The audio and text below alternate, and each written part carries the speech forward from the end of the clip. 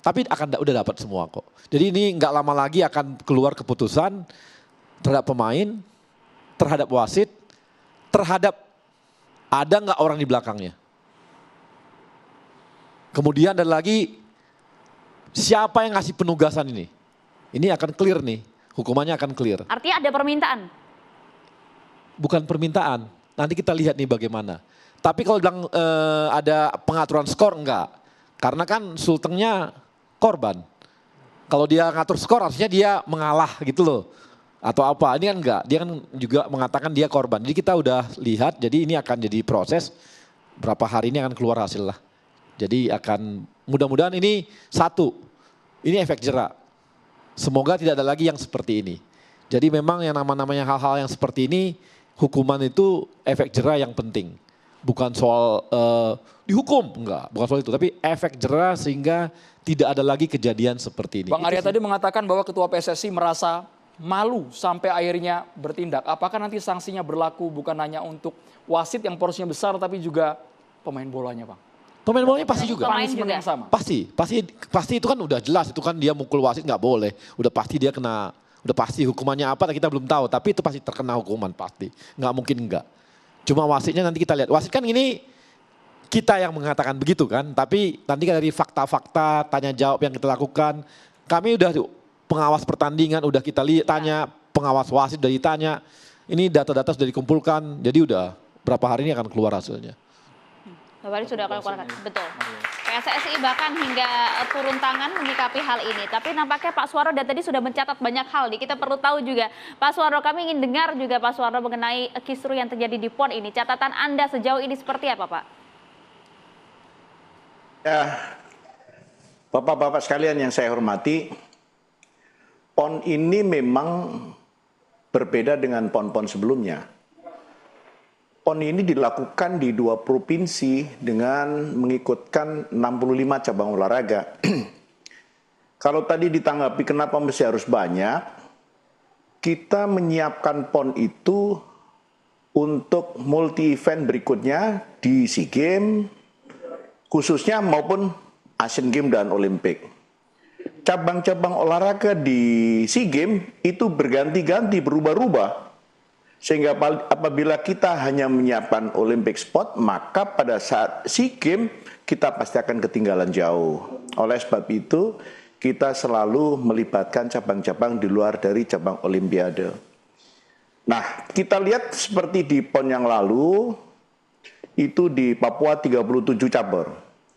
Di Jawa Barat 44 cabur, di Riau 40 cabur. Sekarang kita lakukan di 2 provinsi, di mana masing-masing sudah memilih. Aceh memilih cabur apa saja, Sumatera Utara sudah memilih cabur apa saja, sehingga mereka mesti sudah mempertimbangkan fasilitas dan lain sebagainya. Nah, itu kondisinya. Kemudian PON ini kita mempertandingkan 1039 nomor.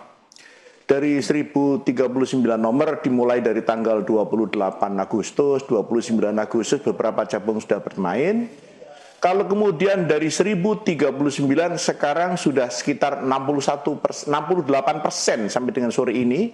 Kemudian ada catatan-catatan nomor-nomor tertentu, mungkin tadi ada kaitannya dengan tinju, dan kemudian ada catatan dari sepak bola. Khusus tinju itu mempertandingkan 20 nomor. Catatannya 1 yang itu kemudian dianggap sebagai sesuatu yang merugikan. Kami melihat bahwa proses dari umpamanya ada protes, wasit tidak benar, maka ada urutannya, mereka bisa menyampaikan ke Dewan Hakim pertandingan. Apabila Dewan Hakim pertandingan pun tidak bisa menyelesaikan, maka selanjutnya kita akan berbicarakan Dewan Hakim PON. Khusus sepak bola, sepak bola itu dari mulai awal sampai dengan kejadian kemarin adalah pertandingan yang ke-34.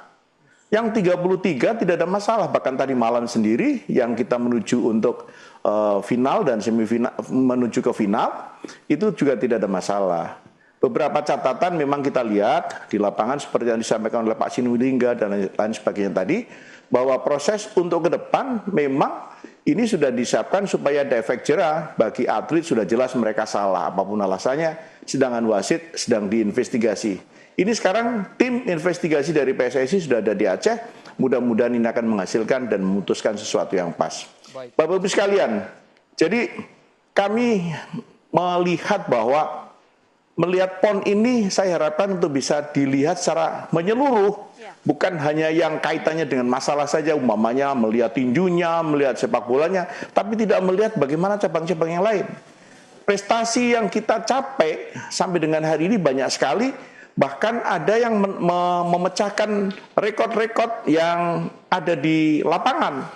Atletik kita bisa memecahkan rekod sekitar 12 nomor, renang 10 nomor, selam kolam itu 13 nomor, angkat berat itu 2 nomor, panjat tebing 4 nomor, menembak itu cukup banyak. Sehingga mari kita lihat secara komprehensif.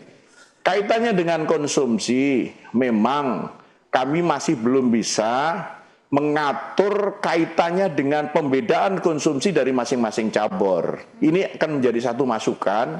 Dan mungkin sistem apakah ini dikembalikan kepada provinsi masing-masing atau tetap ditangani oleh tuan rumah. Nah ini nanti selesai PON kami kira ini akan menjadi evaluasi kami. Yang berikutnya kita menyiapkan PON. Kalau berbicara PON dari mulai Riau 2012, 2016 di Jawa Barat, itu semua PON itu adalah ditanggung oleh tuan rumah. Kemudian ada sedikit bergeser di Papua, itu banyak dibantu pembuatan venue dan penyelenggaranya oleh pemerintah pusat. Sehingga penyiapan untuk PON Aceh dan Sumatera Utara ini, mereka mengatakan Papua dibantu, kami mestinya juga dibantu, sehingga beberapa penyiapan ini dibantu oleh pemerintah pusat. Antara lain penyiapan venue. Penyiapan venue itu untuk Sumatera Utara dibantu membuat satu stadion.